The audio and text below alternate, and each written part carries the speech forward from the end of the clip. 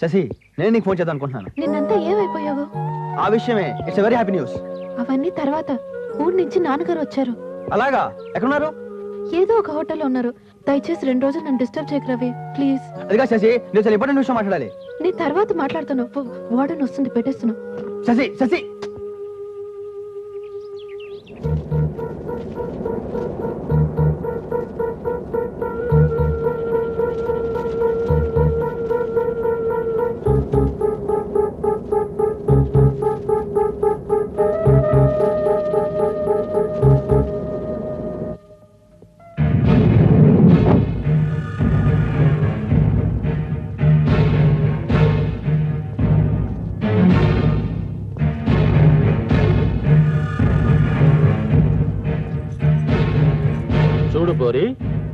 Commissioner office ఎక్కడున్నది, ఎట్లా పోవాలి?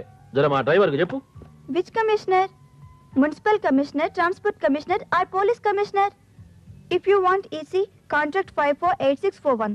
If you want MC 555470. Tell me sir, which commissioner you want exactly? May I help you sir? ఏమంటున్నావు? ఏమైనా help చేయమంటారా? నువ్వెవరు? గైడ్ని. అంటే సిటీలో మొత్తం ఎక్కడ ఏమన్నా తెలుసు, చూపిస్తాను. గట్లనైతే కమిషనర్ ఆఫీస్ ఎక్కడ ఉన్నది, జర మా వానికి చెప్పు. పంజగుట్ట తెలుసా నీకు?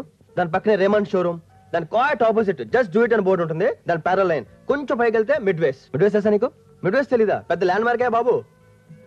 వాంతో కాదులే గాని నువ్వు చూపించరాదే? Sure, please please come.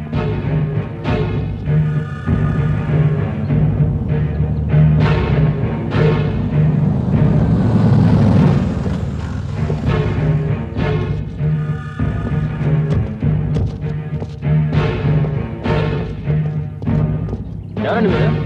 అడగకుండా లోపలికి వెళ్తారు. ఏమంటున్నావు? పోలనుకున్నావు నేను. కోనే ఆప్ కిస్లే ఆయే? ఏమంటుండు చూడదరా? सर, करीमनगर के पास के गांव के बहुत बड़े जमींदार हैं. उनसे सबसे बात हो गई है, कमिश्नर साहब से मिलना है. तो अच्छा जाओ. అలాగే, ఆ విషయం నేను మాట్లాడతాను. నమస్తే కమిషనర్ సాబ్. కూర్చోండి. I will call you back. ఏం చేసిరు నా పని? నక్సల్స్ కారణం లేకుండా ఎవరిని థ్రెటన్ చేయరు. మీ మీద కూడా కొన్ని కంప్లైంట్స్ ఉన్నాయి. నడుస్తూనే ఉంటాయి. నీకు తెలియందే ఉన్నది. నువ్వేం చేస్తావో ఎట్లా చేస్తావో నాకు తెలియదు. నాకు మాత్రం వారం దినాల్లో సెక్యూరిటీ కావాలి. హోమ్ మినిస్టర్తో మాట్లాడి పీయమంటవా? కలుపు.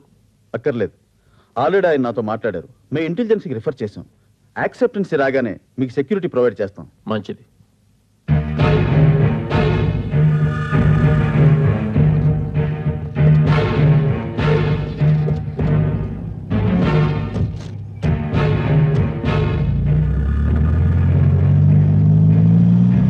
ఇంగ్లీష్లో మస్తు మాట్లాడుతున్నావు.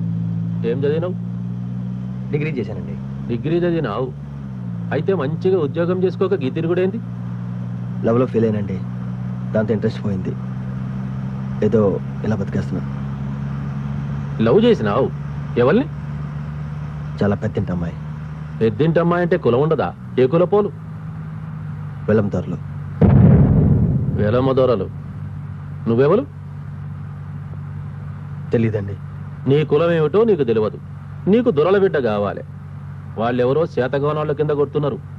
గిదే ముచ్చట నా తాన జరిగితే ఏం చేసినామో జర చెప్పు. అడ్డం నరికినాం ద్వారా విన్నావా? గది. నువ్వేదైనా ఉద్యోగం చేసుకో, మంచిగుండు. నీకు దగ్గ పోరిని చూసుకో, లగ్నం చేసుకో. నీకేదైనా సాయం కావాలంటే నేను చేస్తా.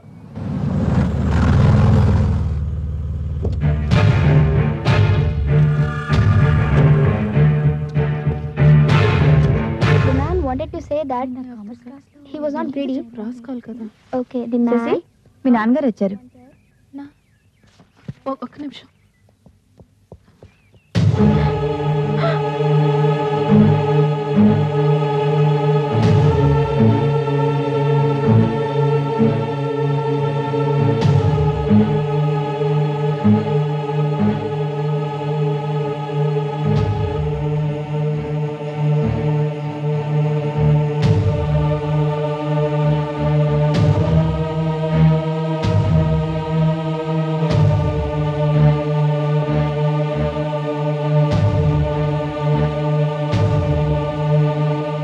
మీ అమ్మాయి అండి? మీ ఫాదర్ సిటీ సరిగా తెలియదంటే చూపిస్తున్నాను. ఐఎమ్ రవి. ఏం బిడ్డ మంచిగున్నావా? ఏందే గిట్ల బక్కగైనవు? తింటలేవు? తింటున్నాను నాన్న. తింటే గిట్లెట్లయితరే? సర్లే గాని మీ అత్తమ్మకు ఆరోగ్యం ఏం మంచిగా లేదు. బావతో నీ పెళ్లి ఖాయం చేసినాం. ముహూర్తం మే 5.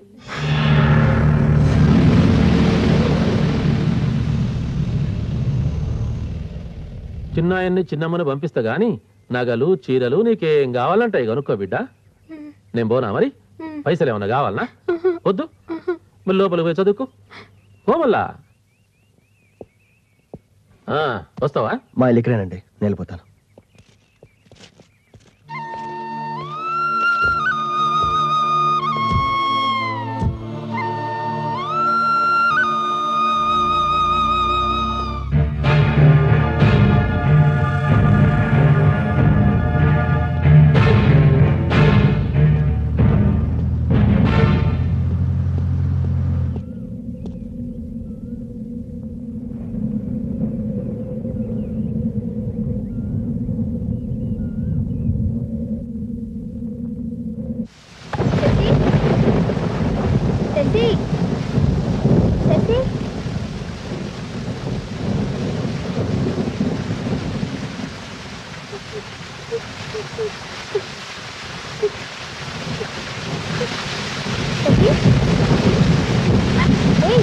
ఏంటిది?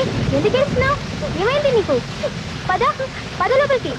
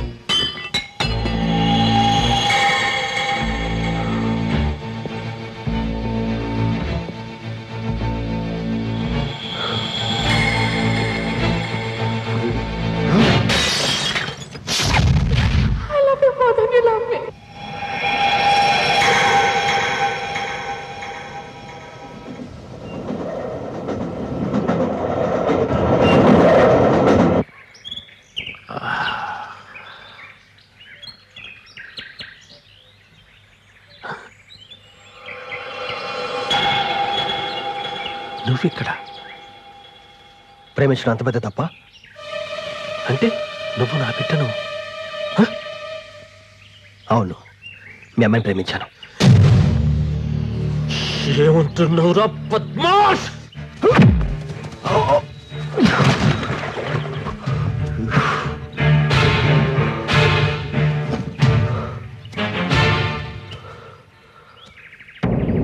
నేనే తప్పు చేయలేదు, ప్రేమించానంతే. మళ్ళీ అదే మాట్లాడతావా? చెప్పేది అర్థం చేసుకోవడానికి ప్రయత్నించండి. చిన్నప్పటి నుంచి రోడ్డు మీద పెరిగాను, ఎప్పుడు ఎటువంటి ప్రేమను చూడలేదు. అది ఇప్పుడు మా అమ్మాయిలో చూశాను. ఆమె లేదే బతకలేను. గట్లయితే బ్రతకొద్దు, రాస్తావు. ప్రేమిస్తే చచ్చిపోవాలా? ఏ ఎందుకు? చూడండి, చావుకు నేను భయపడను, కానీ మీ కూతురు నాకు కావాలి. ఎందుకో తెలుసా? మీ కూతురు కూడా నన్ను ప్రేమిస్తుంది కాబట్టి. శంకర జాతి కొడక, నా కూతురు గట్ల చేస్తే దాన్ని కూడా ముక్కలు ముక్కలుగా నరికేస్తా. ముందు నిన్ను చంపుతారా?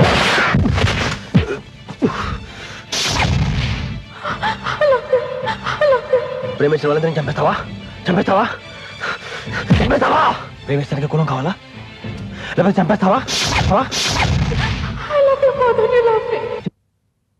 ఇలా ఎంతమందిని చంపుతావా? చంపేస్తావా? అందరినీ చంపేస్తావా? నువ్వు మాత్రం బతకాలి. ఆఖరికి నీ కూతురు చంపేస్తావా? చెప్పరా, నీ కూతురు చంపేస్తావా? చంపుతా.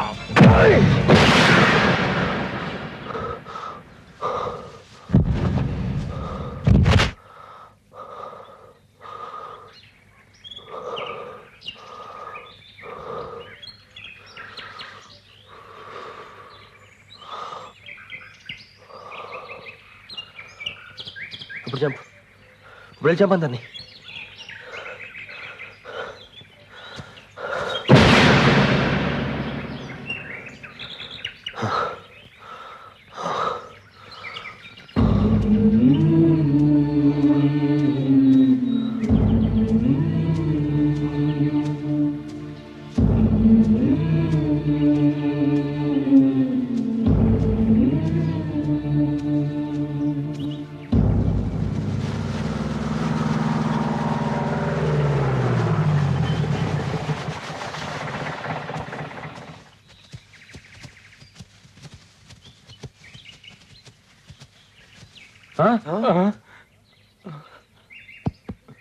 దొరని చంపేసిండ్రా.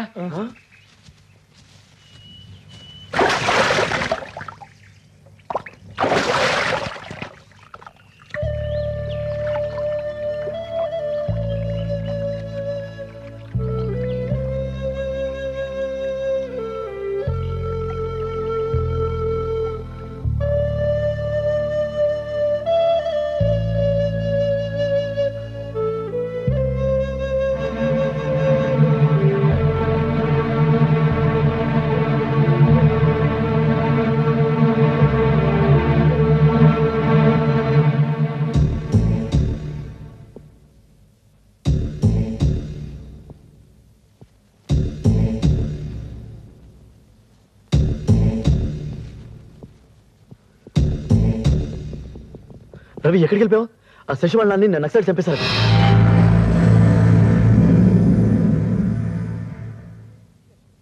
నక్సలైట్లా? ఏ ఎందుకు తెలీదురా. ఈ పరిస్థితిలో మనం ఆ ఊరెళ్ళి ఆ అమ్మాయికి ధైర్యం చెప్తే బాగుంటుంది. వాళ్ళ ఫ్యామిలీ గురించి నేను తెలియదు. ఇప్పుడు అమ్మాయిని ఇబ్బంది పెట్టద్దు. అది కాదు, ఒకసారి వెళ్తే బాగుంటుంది. వద్దని చెప్పానా? వదిలే.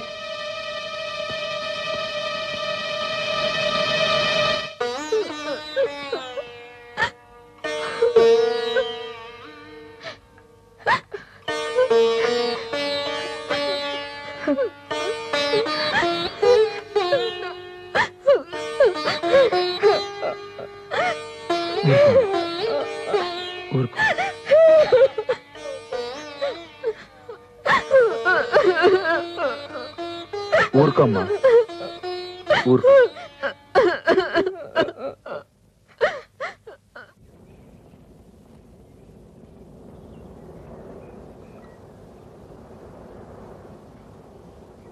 శశి, రవి నన్ను కలిశాడు.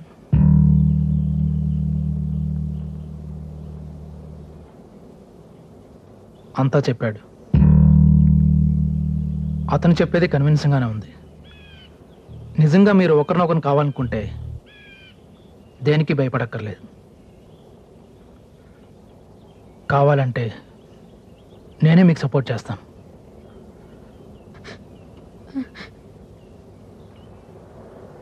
అయితే అది నిజమా?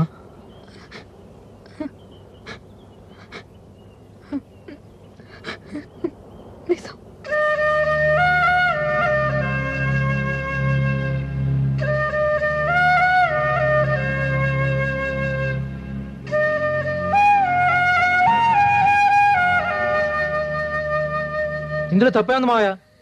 లక్ష్మికి ఇష్టం లేని పెళ్లి చేయాలని చూశారు. ఏమైంది? అవన్నీ ఇప్పుడు ఎందుకురా? ఊరుకోనా? మీరు శశిని నాకు ఇచ్చి పెళ్లి చేయాలని చూసినా నేను చేసుకోను. నాతో పెళ్లి ఇష్టం లేక తనవని చేసుకుంటే చెప్పండి, ఆ తర్వాత బాధపడ్డ ప్రయోజనం ఉండదు. అందుకే ఇంటికి పెద్దగా నిర్ణయం తీసుకోవాల్సింది నువ్వే.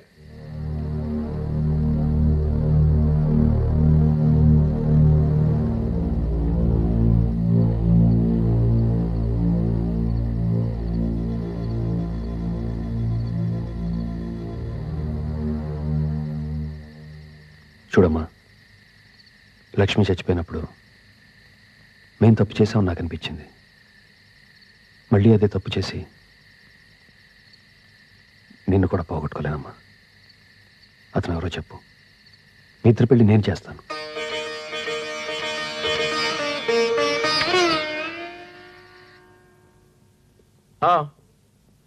శశి ఊరుండి వచ్చిందా? అచ్చా, మా అందరినీ ఓకే ఓకే.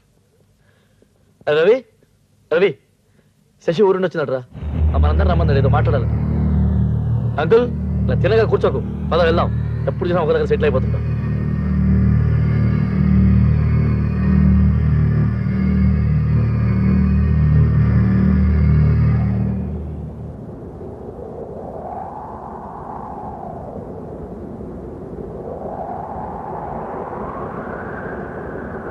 వెళ్ళండి.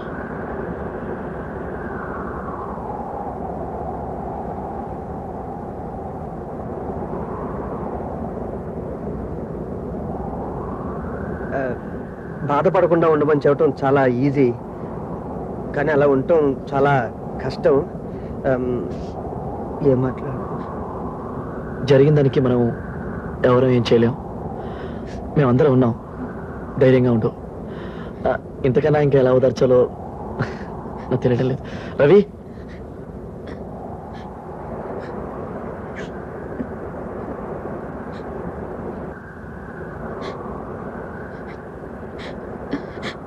ఎందుకు రాలేదు? ఇంతవరకు నాకు అమ్మ మాత్రం లేదు. ఇప్పుడు నాన్న పోయాక అక్కడ ఎంతమంది ఉందో నాకు ఒంటరిగా అనిపించింది. నీతో మాట్లాడాలనిపించింది. కనీసం ఫోన్ కూడా చేయలేదు నువ్వు. రాకూడదని కాదు నా ఉద్దేశం. ఎవరికి వచ్చిన ఇబ్బంది పెట్టడం నాకు ఇష్టం లేదు, అందుకే రాలేదు. I'm sorry Shashi. ఏంటి మీరిద్దరు ఇంత ఎమోషనల్ అయిపోతున్నారు? అసలు విషయం వదిలేసి. రవి, నీకు గుడ్ న్యూస్. వాళ్ళ ఇంట్లో అంతా మీ పెళ్లి ఒప్పుకున్నారు.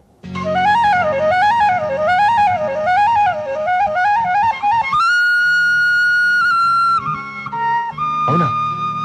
నిజమా? చెప్పు శశి, నిజమేనా?